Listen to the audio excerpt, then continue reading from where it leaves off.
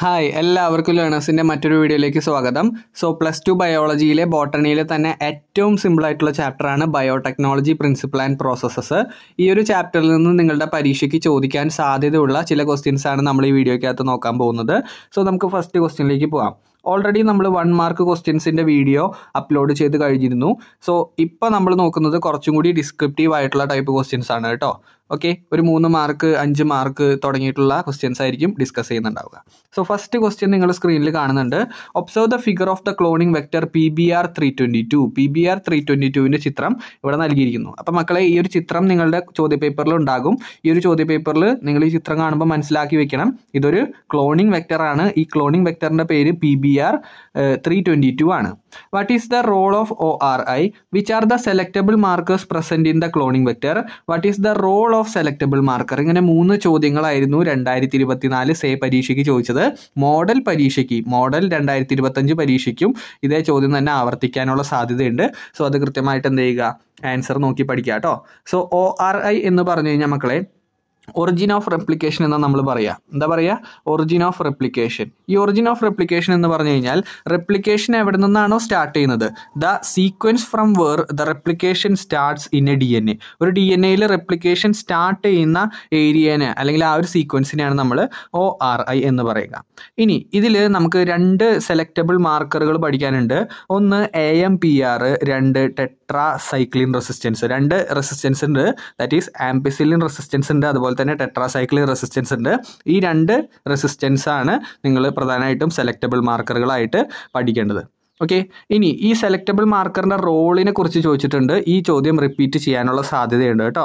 Selectable markers എന്ന് പറഞ്ഞു കഴിഞ്ഞാൽ these are genes or DNA sequence in a cloning vector. ഒരു ക്ലോണിംഗ് വെക്ടറിലെ DNA സീക്വൻസുകളാണ് selectable marker. Which help to identify, അതാണ് വളരെ ഇമ്പോർട്ടൻ്റ് ആയിട്ടുള്ള point. Which help to identify, എന്തിനു സഹായിക്കും? ഐഡൻറ്റിഫൈ ചെയ്യാൻ. എന്ത് ഐഡൻറ്റിഫൈ ചെയ്യാൻ? Recombinant and non recombinant. മനസ്സിലായോ? റീകോമ്പിനൻറ്റുകളെയും നോൺ റീകോമ്പിനൻറ്റുകളെയും തമ്മിൽ ഐഡൻറ്റിഫൈ ചെയ്യാൻ, അവ തമ്മിൽ ഡിഫറൻഷ്യേറ്റ് ചെയ്യാൻ വേണ്ടി സഹായിക്കുന്ന, ഐഡൻറ്റിഫൈ ചെയ്യാൻ വേണ്ടി സഹായിക്കുന്ന ഒരു DNA സീക്വൻസിനാണ് നമ്മൾ എന്ത് പറയുക? സെലക്ടബിൾ മാർക്കർ എന്ന് പറയുക. ഓക്കെ, അപ്പോൾ സെലക്ടബിൾ മാർക്കറിൻ്റെ റോള് കിട്ടിയാലോ? ഇത്രയും നിങ്ങൾ പഠിക്കണ്ടു. It help to identify recombinant and non recombinant. റീകോമ്പിനൻറ്റിനെയും നോൺ റീകോമ്പിനൻറ്റിനെയും ഐഡൻറ്റിഫൈ ചെയ്യാൻ വേണ്ടി ഹെൽപ്പ് ചെയ്യുക എന്നുള്ളതാണ് ആരുടെ വർക്ക്? സെലക്ടബിൾ മാർക്കറിൻ്റെ work. I hope this is clear for everyone. This question is very important. പഠിച്ചു വെക്കുക. അടുത്ത ക്വസ്റ്റ്യനിലേക്ക് നമ്മൾ പോകുന്നു. അടുത്ത ക്വസ്റ്റ്യൻ നിങ്ങൾ കണ്ടിട്ടുണ്ടോ? അത് യെസ്, NCERTയിൽ ചിത്രം കണ്ടിട്ടുണ്ട് അല്ലേ? യെസ്, വലിയൊരു ചിത്രം തന്നിട്ടുണ്ട്. എന്താണ് ആ ചിത്രം? യെസ്, PCR ടെക്നിക്ക് അല്ലേ? ഏത് ടെക്നിക്കാണ്? PCR technique. PCR ടെക്നിക്കിൽ പ്രധാനമായിട്ട് 3 സ്റ്റെപ്പുകളാണ്. ഈ 3 സ്റ്റെപ്പുകൾ അവർ പ്രത്യേകം എടുത്ത് ചോദിക്കാറുണ്ട് പരീക്ഷയ്ക്ക്. ഓക്കെ, അത് പഠിച്ചു വെച്ചേക്കണം. 3 സ്റ്റെപ്പിൽ ഫസ്റ്റ് സ്റ്റെപ്പിനെ നമ്മൾ പറയും ഡീനാച്ചുറേഷൻ എന്ന് പറയും. എന്ത് പറയും? ഡീനാച്ചുറേഷൻ. ഡി ആണ് ഡീനാച്ചുറേഷൻ. അറിയാത്തവരുണ്ടെങ്കിൽ ഇപ്പോൾ പഠിച്ചു വെച്ചോണം, ഡീനാച്ചുറേഷൻ. രണ്ടാമത്തെ സ്റ്റെപ്പ് പറഞ്ഞേടാ, എന്താ? പഠിച്ച കുട്ടികളുണ്ടെങ്കിൽ വേഗം പറഞ്ഞേ, അനീലിങ്. എന്താ പറയുക? അനീലിങ്. മൂന്നാമത്തെ സ്റ്റെപ്പോ? Yes, extension. അപ്പോൾ 3 സ്റ്റെപ്പുകൾ നമ്മൾ പഠിച്ചു. PCR ടെക്നിക്കിൽ 3 സ്റ്റെപ്പുകളുണ്ട്. ഏതൊക്കെ?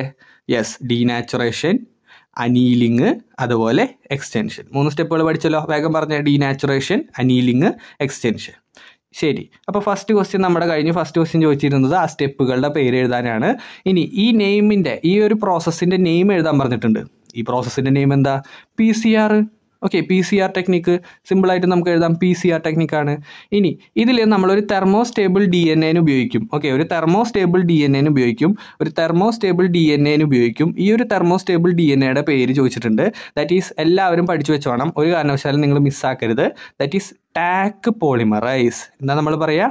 ടാക്ക് പോളിമറൈസ് എന്ന് പറഞ്ഞാൽ ഒരു തെർമോസ്റ്റേബിൾ, ഓക്കെ, വളരെ സ്റ്റേബിളായിട്ട്, ടെമ്പറേച്ചർ സ്റ്റേബിൾ ആയിട്ടുള്ള ഒരു DNA നമ്മൾ ഉപയോഗിക്കും. That is talk polymerase. പഠിച്ചു വയ്ക്കണേ, ടാക്ക് പോളിമറൈസ്. അപ്പോൾ ഈ ഒരു ക്വസ്റ്റ്യൻ ക്ലിയർ ആണോ? ഇത്രയും 3 കാര്യങ്ങൾ നിങ്ങൾ പഠിക്കുന്നുണ്ട്. ഇതിൻ്റെ സ്റ്റെപ്പ് പഠിക്കുക. ഈ ഒരു സംഭവം, ഇതിൻ്റെ 3 സ്റ്റെപ്പുകളുണ്ട്. Denaturation, annealing, extension. അതുപോലെ ഇതിലൊരു ടെമ്പറേച്ചർ സ്റ്റേബിൾ ആയിട്ടുള്ള DNA ഉപയോഗിക്കും. That is talk polymerase. അതുപോലെ ഈ സ്റ്റെപ്പിൻ്റെ പേര് പഠിക്കുക. ഓക്കെ, ഈ സംഭവത്തിൻ്റെ പേര് PCR ടെക്നിക്ക് എന്നാണ്. മൂന്നാമത്തെ ക്വസ്റ്റ്യനിലേക്ക് നമ്മൾ പോകുന്നു. മൂന്നാമത്തെ ക്വസ്റ്റ്യൻ കണ്ടിട്ടുണ്ടോ? യെസ്, ഈ ഒരു ചാപ്റ്ററിൻ്റെ അവസാനത്തെ പേജിൽ കൊടുത്തിട്ടുണ്ട് അല്ലേ? ഇത് എന്തിൻ്റെ ചിത്രം മക്കളെ? യെസ്, ഈ ഒരു ഇൻസ്ട്രുമെൻറ്റിൻ്റെ പേര് പറഞ്ഞേ, ബയോ റിയാക്ടർ. എന്താ അതിൻ്റെ പേര്? Bio reactor. ഓക്കെ, ഈ ബയോ റിയാക്ടറിൽ നിങ്ങൾക്കറിയാം പല ഭാഗങ്ങളുണ്ട്. ABCD എന്നൊക്കെ പറഞ്ഞിട്ട് കുറേ മാർക്ക് ചെയ്തിട്ട് അവർ ചോദിക്കും. അപ്പോൾ നിങ്ങൾ മനസ്സിലാക്കി വെച്ചോണം, NCERT ബുക്ക് എടുത്തിട്ട് ഈ ഭാഗങ്ങളൊക്കെ കൃത്യമായിട്ട് പഠിക്കുക കേട്ടോ. നിങ്ങളുടെ അടുത്ത് ചോദിക്കും ABC എന്ന് പറഞ്ഞ് വിട്ട് കണ്ടോ, ഈ ഒരു ക്വസ്റ്റ്യൻ കണ്ടോ, ഈ ഒരു ക്വസ്റ്റ്യനിൽ ചോദിച്ചിട്ടുള്ളത് പോലെ ചോദിക്കും. അത് കൃത്യമായിട്ട് ടെക്സ്റ്റ് ബുക്ക് എടുത്ത് അതിൻ്റെ ഭാഗങ്ങൾ കൃത്യമായിട്ട് പഠിച്ച് മുമ്പോട്ട് പോവാം. ഓക്കെ, ഇനി ഇതിൻ്റെ ഈ ഒരു ഇൻസ്ട്രുമെൻറ്റിൻ്റെ യൂസാണ് ചോദിച്ചിരിക്കുന്നത്. യൂസ് നിങ്ങൾക്ക് ഇവിടെ സ്ക്രീനിൽ കാണാൻ പറ്റും. ഇതൊരു ലാർജ് വോളിയം കണ്ടെയ്ൻ ചെയ്യാൻ പറ്റുന്ന ഒരു ടാങ്കാണ് അല്ലേ. ഈ ഒരു ടാങ്കിൻ്റെ ഫംഗ്ഷൻ എന്താ? 100 മുതൽ 1000 ലിറ്റർ വരെ ഹോൾഡ് ചെയ്ത് വെക്കാൻ പറ്റുന്ന ഒരു ലാർജ് ടാങ്കാണ്. ഈ ഒരു ടാങ്കിൽ എന്താ പ്രത്യേകത? Raw materials are biologically converted to specific product. ഇത്ര പഠിച്ചാൽ മതി. റോ മെറ്റീരിയലുകളെ എന്താക്കി കൺവേർട്ട് ചെയ്യുന്നു? സ്പെസിഫിക് പ്രോഡക്റ്റുകളാക്കി കൺവേർട്ട് ചെയ്യുന്ന ഒരു ടാങ്കിനെയാണ് നമ്മൾ എന്ത് പറയുക? ബയോ റിയാക്ടർ എന്ന് പറയുക. ഓക്കെ, റോ മെറ്റീരിയൽസിനെ എന്താക്കി മാറ്റും? യെസ്, സ്പെസിഫിക് പ്രോഡക്റ്റുകളാക്കി മാറ്റും. ആ സ്പെസിഫിക് പ്രോഡക്റ്റ് വേണമെങ്കിൽ ഒരു എൻസൈം ആകാം, അല്ലെങ്കിൽ മറ്റെന്തെങ്കിലുമൊക്കെ ആവാം. ഓക്കെ, അപ്പോൾ അത്തരം സംഭവങ്ങളെയാണ് നമ്മൾ എന്ത് പറയുക? ബയോ റിയാക്ടർ എന്ന് പറയുക. സോ അത് കൃത്യമായിട്ട് നിങ്ങൾ പഠിച്ചിട്ട് എക്സാമിന് പോകാം കേട്ടോ. അടുത്ത ക്വസ്റ്റ്യൻ, നാലാമത്തെ ക്വസ്റ്റ്യനിൽ മക്കളെ ഇവിടെ നോക്കിയാൽ അറിയാം GAATTC. കാണുമ്പോൾ തന്നെ നിങ്ങൾ എഴുതും പാലിൻഡ്രോമിക് സീക്വൻസ് ആണ്. എന്ത് സീക്വൻസാ? Palindromic sequence. എന്താ പാലിൻഡ്രോമിക് സീക്വൻസ്? കഴിഞ്ഞ വീഡിയോയിൽ ഞാൻ പറഞ്ഞു തന്നിട്ടുണ്ട് അല്ലേ. ഇപ്പം മലയാളം എന്ന് നമ്മൾ എഴുതി. ഓക്കെ, മലയാളം എന്ന് എഴുതി കഴിഞ്ഞാൽ നിങ്ങളിവിടെ നോക്കിയാൽ അറിയാം, ലെഫ്റ്റിൽ നിന്ന് റൈറ്റിലേക്ക് വായിക്കുമ്പോഴും റൈറ്റിൽ നിന്ന് ലെഫ്റ്റിലേക്ക് വായിക്കുമ്പോഴും സെയിം ഓർഡറിൽ തന്നെയാണ് കിട്ടണേ അല്ലേ. ലെഫ്റ്റിൽ നിന്ന് റൈറ്റിലേക്കും റൈറ്റിൽ നിന്ന് ലെഫ്റ്റിലേക്കും വായിക്കുമ്പോഴും സെയിം മലയാളം തന്നെയാണ് കിട്ടണേ. എന്ന് പറഞ്ഞു കഴിഞ്ഞാൽ ഈ GAATTCയിൽ നിങ്ങൾ നോക്കിയേ, GAA. ഓക്കെ, GAATTC, അതുപോലെ തന്നെ GAATTC. റെഡി അല്ലേ? അപ്പോൾ അത് ലെഫ്റ്റിൽ നിന്ന് റൈറ്റിലേക്കും റൈറ്റിൽ നിന്ന് ലെഫ്റ്റിലേക്കും വായിക്കുമ്പോൾ ഒരേ സീക്വൻസാണ് കിട്ടണേ. ഇങ്ങനെ സെയിം സീക്വൻസിൽ വായിക്കാൻ പറ്റുന്ന സാധനങ്ങൾ നമ്മൾ പറയുന്ന പേര് പാലിൻഡ്രോമിക് സീക്വൻസ് എന്നാണ്. ഓക്കെ, അറിയാത്തവരുണ്ടെങ്കിൽ ഇപ്പോൾ പഠിച്ചു വയ്ക്കുക. ആദ്യത്തിൻ്റെ പേരെന്താ? Palindromic sequence. അപ്പോൾ palindromic sequence in a DNA is a sequence of base pair that reads same on the two strand in the same direction. Okay, അതായത് എങ്ങനെ വായിച്ചാലും ഏത് ഡയറക്ഷനിൽ വായിച്ചാലും സെയിം ആയിട്ടായിരിക്കും നമുക്ക് റീഡ് ചെയ്യാൻ പറ്റുക. ഈ സീക്വൻസിനെ എന്തായിട്ടാണ് പറ്റുക? സെയിം ആയിട്ടായിരിക്കും റീഡ് ചെയ്യാൻ പറ്റുക. അത്തരം സീക്വൻസുകളെയാണ് പാലിൻഡ്രോമിക് സീക്വൻസ് എന്ന് പറയുക. ഓക്കെ, റെഡി ആണല്ലോ. അപ്പോൾ പാലിൻഡ്രോമിക് സീക്വൻസിൽ നിന്ന് നമുക്കൊരു ചോദ്യം പ്രതീക്ഷിക്കാം. മോഡൽ പരീക്ഷയ്ക്ക് ചോദ്യങ്ങൾ നിങ്ങൾ പ്രതീക്ഷിച്ചിട്ട് വേണം എക്സാമിന് പോകാനായിട്ട്. അഞ്ചാമത്തെ ക്വസ്റ്റ്യനിലേക്ക് നമ്മൾ പോകുന്നു. ഈ ചിത്രം നിങ്ങളുടെ ചോദ്യ പേപ്പറിൽ ഉണ്ടാവും. ഈ ഒരു ചിത്രം നൽകിയിട്ടുണ്ട്. ഇത് എന്തിൻ്റെ ചിത്രമാണ് മക്കളെ? യെസ്, ജെൽ ഇലക്ട്രോഫോറസിസ് അല്ലേ. അപ്പോൾ ഞാനിവിടെ എഴുതി കൊടുക്കുകയാണ്. ഈ ടെക്നിക്കിൻ്റെ പേര് ജെൽ ഇലക്ട്രോഫോറസിസ്. എന്താ പേര്? Gel electrophoresis. ഈ ജെൽ ഇലക്ട്രോഫോറസിസിൽ നമ്മൾ അഗാരോസ് ജെല്ലൊക്കെ ഉപയോഗിച്ചിട്ടാണ് എന്ത് ചെയ്യുന്നത്? യെസ്, DNA ബാൻഡ്സിനെ സെപ്പറേറ്റ് ചെയ്ത് എടുക്കുന്നത്. അതിൻ്റെ കാര്യങ്ങളൊന്നും ഇപ്പം നിങ്ങൾക്ക് പഠിക്കാനുള്ള സമയമില്ല. അത് ടൈം ഉണ്ടായിരുന്നെങ്കിൽ കുറച്ചുകൂടി പറഞ്ഞു തരായിരുന്നു. സോ അത് കൃത്യമായിട്ട് നിങ്ങൾ എന്ത് ചെയ്യുക? ഈ ഒരു ചിത്രം നോട്ട് ചെയ്ത് വെക്കുക. ജെൽ ഇലക്ട്രോഫോറസിസിൻ്റെ ചിത്രമാണ്. ഇനി how can you visualise the separated DNA fragments in the technique? ഇതിൽ നമ്മൾ എങ്ങനെയാണ് വിഷ്വലൈസ് ചെയ്യാന്നറിയോ? ഈ DNA ഫ്രാഗ്മെൻറ്റ്സിനെ എന്ത് വെച്ച് സ്റ്റെയിൻ ചെയ്യുന്നറിയോ? എത്തീഡിയം ബ്രോമൈഡ് എന്ന് പറഞ്ഞിട്ടൊരു കെമിക്കൽ ഉണ്ട്. Okay, ethidium bromide. ഈ എത്തീഡിയം ബ്രോമൈഡ് വെച്ചിട്ട് എന്ത് ചെയ്യും? യെസ്, സ്റ്റെയിൻ ചെയ്യും. ആദ്യമേ എത്തീഡിയം ബ്രോമൈഡ് എന്ന് പറഞ്ഞ കെമിക്കൽ വെച്ച് സ്റ്റെയിൻ ചെയ്യും. ഈ സ്റ്റെയിൻ ചെയ്തതിന് ശേഷം നമ്മൾ UV ലൈറ്റിലേക്ക് ഈ DNA പീസുകൾ കാണിക്കും. ഓക്കെ, UV ലൈറ്റിലേക്ക് കൊടുക്കും. അപ്പോൾ UV ലൈറ്റിലേക്ക് കൊടുക്കുമ്പോൾ അവിടെ ഒരു ബ്രൈറ്റ് ഓറഞ്ച് ബാൻഡുകൾ ഫോം ചെയ്തതായിട്ട് കാണാൻ പറ്റും. ഓക്കെ, ബ്രൈറ്റ് ഓറഞ്ച് ബാൻഡുകൾ ഫോം ചെയ്യും. അപ്പോൾ ഇത്രയും കാര്യങ്ങൾ നിങ്ങൾ പഠിക്കുക. അതിൻ്റെ ആൻസർ നമുക്ക് താഴെ നോക്കിയാൽ അറിയാം. Stain DNA with ethidium bromide and expose to UV ലൈറ്റുമായിട്ട് എന്ത് ചെയ്യുക? എക്സ്പോസ് ചെയ്യുക. അപ്പം നമുക്ക് ഈ പറഞ്ഞ DNA ഫ്രാഗ്മെൻറ്റ്സിനെ സെപ്പറേറ്റ് ചെയ്യുന്ന അല്ലെങ്കിൽ വിഷ്വലൈസ് ചെയ്യുന്ന ഒരു മെത്തേഡ് അല്ലെങ്കിൽ ആ ഒരു പ്രൊസീജിയർ നമുക്ക് കിട്ടി. ഇനി അടുത്ത വാട്ട് ഈസ് ഇല്യൂഷൻ? പഠിച്ചു വെച്ചോണത്. എന്താണ് ഇല്യൂഷൻ? ഇതുപോലുള്ള കുഞ്ഞു വാക്കുകളായിരിക്കും നിങ്ങളുടെ പരീക്ഷയ്ക്ക് ഉണ്ടാവുക. ഇല്യൂഷൻ.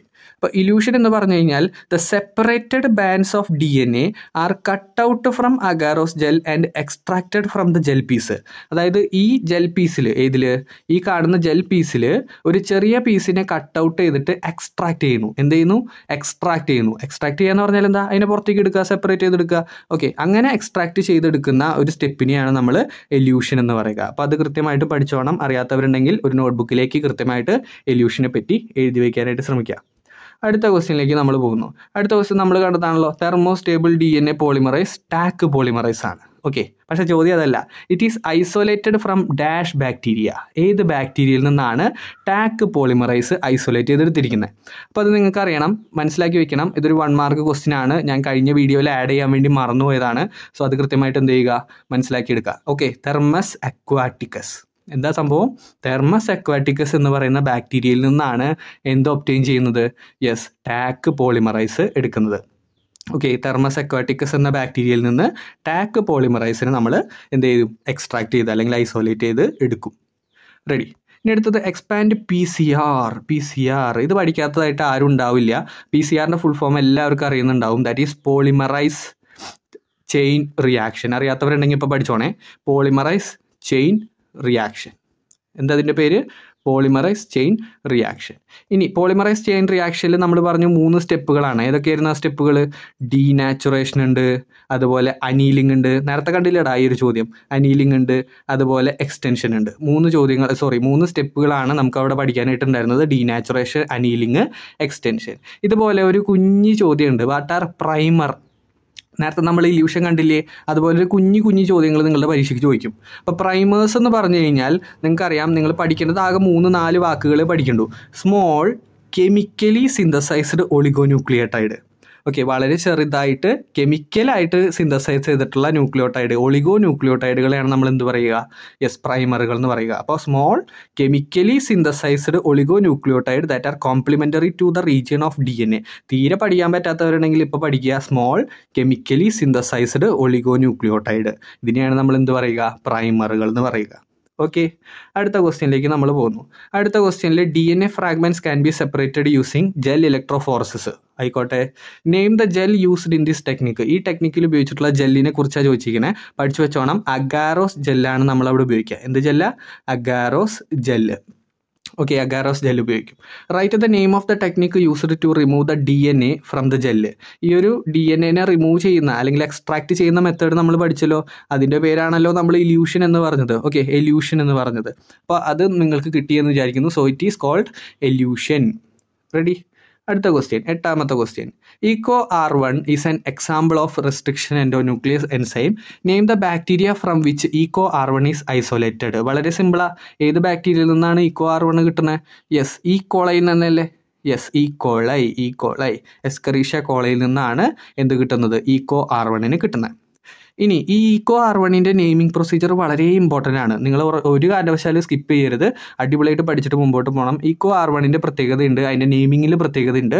ഈക്കോയിൽ E എന്ന് പറയുന്നത് ആ ഒരു ബാക്ടീരിയയുടെ ജീനസ് നെയിം ആയിരിക്കും. E എന്ന് പറഞ്ഞാൽ ജീനസ് നെയിം, കോ എന്ന് പറഞ്ഞാൽ സ്പീഷീസ് നെയിം, R എന്ന് പറഞ്ഞാൽ സ്ട്രെയിനിൻ്റെ പേര്, 1 എന്ന് പറഞ്ഞാൽ അതിൻ്റെ ഓർഡർ. ഇത്രയും കാര്യം എന്ത് ചെയ്യണം? ബൈ ഹാർട്ടാക്കി വെക്കണം. E എന്ന് പറഞ്ഞു കഴിഞ്ഞാൽ ജീനസ് നെയിം, കോ എന്ന് പറഞ്ഞാൽ സ്പീഷീസ് നെയിം, R എന്ന് പറഞ്ഞാൽ അതിൻ്റെ സ്ട്രെയിനിൻ്റെ പേര് അല്ലെങ്കിൽ സ്ട്രെയിനിൻ്റെ ലെറ്റർ ആയിരിക്കും, 1 എന്ന് പറഞ്ഞു കഴിഞ്ഞാൽ അതിൻ്റെ ഓർഡർ ആയിരിക്കും. ക്ലിയർ ആണോ മക്കളെ? യെസ്, അപ്പോൾ അത് ക്ലിയർ ആണ്. അടുത്ത ക്വസ്റ്റ്യൻ, 9ാമത്തെ ക്വസ്റ്റ്യനിലേക്ക് പോകുന്നു. 9ാമത്തെ ക്വസ്റ്റ്യനിൽ ഈ പറഞ്ഞ RDNA ടെക്നോളജിയുടെ സീക്വൻസ് നിങ്ങൾക്ക് തെറ്റിച്ച് തരും. സോ അത് കൃത്യമായിട്ട് എന്ത് ചെയ്യുക? കൃത്യമായിട്ട് അതിനെ ഓർഡർ ആക്കുക. സോ അതിൻ്റെ ആൻസറിലേക്ക് നമ്മൾ പോകുന്നു. അതിൻ്റെ ആൻസറിലേക്ക് നമ്മൾ പോയി കഴിഞ്ഞാൽ മക്കളെ നിങ്ങൾക്ക് കാണാം, isolation of DNA, fragmentation of DNA, isolation of desired DNA fragment. നമുക്ക് വേണ്ട DNA ഫ്രാഗ്മെൻറ്റിനെ ഐസൊലേറ്റ് ചെയ്തെടുക്കുക. അതുപോലെ ligation, transferring, culturing of host cells in A medium at A large scale. അപ്പോൾ ഇത് ഈ ഒരു ഓർഡർ നിങ്ങൾ എന്ത് ചെയ്യുക? ഒന്ന് മനസ്സിലാക്കി വെക്കുക. നിങ്ങളുടെ പരീക്ഷാ പേപ്പറിൽ ഇങ്ങനെ ഇംപ്രോപ്പർ ആയിട്ടായിരിക്കും അല്ലെങ്കിൽ ഓർഡർ അല്ലാതെ ഓർഡർ തെറ്റിച്ച് തന്നിട്ട് അതിനെ ഓർഡർ ആക്കാൻ പറഞ്ഞിട്ടായിരിക്കും നിങ്ങളുടെ പരീക്ഷയ്ക്ക് ചോദിക്കാറുള്ളത്. സാധാരണയായിട്ട് അങ്ങനെയാണ് ക്വസ്റ്റ്യൻ കാണാറ്. ഓക്കെ, സോ ഇനി അതുപോലെ തന്നെ ആയിരിക്കും ക്വസ്റ്റ്യൻസ് എന്ന് വിചാരിക്കാം നമുക്ക്. സോ അത് എന്ത് ചെയ്യുക? കൃത്യമായിട്ടുള്ള ഓർഡർ നിങ്ങളൊന്ന് മനസ്സിലൊന്ന് ഉറപ്പിച്ച് വയ്ക്കുക കേട്ടോ. ഐസൊലേഷൻ ഓഫ് DNA, അതുപോലെ fragmentation, isolation, ligation, transferring, culturing ഒക്കെ പഠിച്ചു വയ്ക്കാനായിട്ട് ശ്രമിക്കാം. അടുത്ത ക്വസ്റ്റ്യനിലേക്ക്, 10ാമത്തെ ക്വസ്റ്റ്യൻ, ഫൈനൽ ക്വസ്റ്റ്യൻ ആണ്. 10ാമത്തെ question, dash are the enzymes used for cutting DNA molecule. DNA മോളിക്യൂളിനെ കട്ട് ചെയ്യാൻ വേണ്ടിയിട്ട് ഉപയോഗിക്കുന്ന എൻസൈം ഏതാ? നമ്മൾ പഠിച്ചു അല്ലേ, 1 മാർക്ക് ക്വസ്റ്റ്യനകത്ത് പഠിച്ചു. എന്താ? റെസ്ട്രിക്ഷൻ എൻഡോന്യൂക്ലിയസ് അല്ലേ മക്കളെ? Yes, restriction endonuclease. എന്താണ്? Restriction endonuclease. സിമ്പിളായിട്ട് നമുക്ക് എഴുതാലോ, റെസ്ട്രിക്ഷൻ എൻഡോന്യൂക്ലിയസ്. ഇനി അതുപോലെ EcoR1 ഇതിൻ്റെ നെയിമിംഗ് പ്രൊസീജിയറിനെ കുറിച്ച് ചോദിച്ചിട്ടുണ്ട്. സോ അത് എന്ത് ചെയ്യുക? നിങ്ങൾ നേരത്തെ പഠിച്ച പോലെ തന്നെ ഇത് നമ്മൾ ഓൾറെഡി പഠിച്ചു കഴിഞ്ഞില്ലേടാ. ഈ പറഞ്ഞ നെയിമിംഗ് പ്രൊസീജിയർ അതും കൃത്യമായിട്ട് പഠിച്ചിട്ട് മുമ്പോട്ട് പോവുക. സോ പബ്ലിക് എക്സാമിന് ചോദിക്കാൻ സാധ്യതയുള്ള ഒരു ക്വസ്റ്റ്യനാണ് ഈക്വ R1ൻ്റെ കേസ്. അത് കൃത്യമായിട്ട് പഠിക്കുക കേട്ടോ. സോ ഈ 10 ക്വസ്റ്റ്യൻസ് നിങ്ങൾക്ക് ഉപകാരപ്പെട്ടാൽ മാത്രം നിങ്ങൾ എന്ത് ചെയ്യുക, വീഡിയോ ജസ്റ്റ് ഒന്ന് ലൈക്ക് ചെയ്യുക, നിങ്ങളുടെ ഫ്രണ്ട്സിലേക്ക് ഒന്ന് ഷെയർ ചെയ്ത് കൊടുക്കുക. ഓക്കെ, ബയോളജി പഠിക്കുന്ന നിങ്ങളുടെ ഫ്രണ്ട്സിലേക്ക് ഷെയർ ചെയ്ത് കൊടുക്കുക. അതുപോലെ തന്നെ ചാനൽ മറക്കാതെ സബ്സ്ക്രൈബ് ചെയ്യുക. കൂടുതൽ ചാപ്റ്ററുകൾ, കൂടുതൽ ക്വസ്റ്റ്യൻസ് വേണമെങ്കിൽ താഴെ ജസ്റ്റ് ഒന്ന് കമൻറ്റ് ചെയ്യുക. ഓക്കെ, സോ അടുത്ത വീഡിയോയിൽ അടിപൊളിയായിട്ട് കാണാം. ബൈ.